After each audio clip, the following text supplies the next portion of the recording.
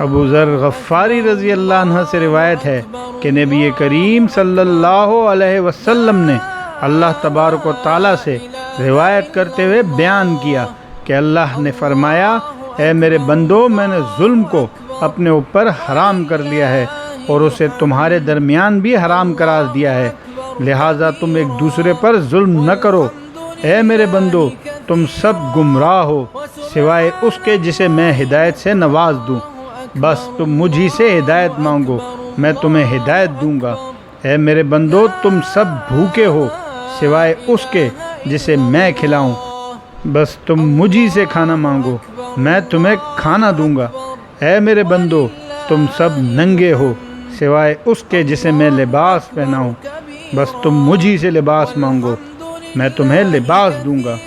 اے میرے بندو، تم سب دن رات گناہ کرتے ہو اور میں سارے گناہوں کو بخش دیتا ہوں، بس تم مجھی سے بخشش مانگو، میں تمہیں بخش دوں گا۔ اے میرے بندو، تم سب کی رسائی مجھے نقصان پہنچانے تک نہیں ہو سکتی کہ تم مجھے نقصان پہنچاؤ، اور نہ تمہاری رسائی مجھے نفع پہنچانے تک ہو سکتی ہے کہ تم مجھے نفع پہنچاؤ۔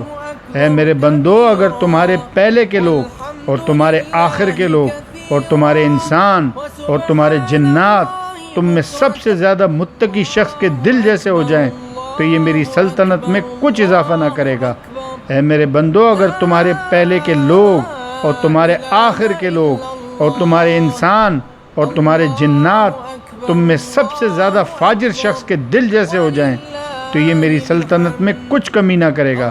اے میرے بندو، اگر تمہارے پہلے کے لوگ اور تمہارے آخر کے لوگ اور تمہارے انسان اور تمہارے جنات ایک کھلے میدان میں کھڑے ہو جائیں اور مجھ سے سوال کریں اور میں ہر انسان کو اس کی طلب کردہ چیز دے دوں تو اس سے میرے خزانوں میں کوئی کمی نہیں ہوگی، سوائے ایسے جیسے ایک سوئی سمندر میں ڈبونے کے بعد پانی میں کمی کرتی ہے۔ اے میرے بندو، یہ تمہارے اعمال ہیں کہ جنہیں میں شمار کر رہا ہوں، پھر میں تمہیں ان کا پورا پورا بدلہ دوں گا۔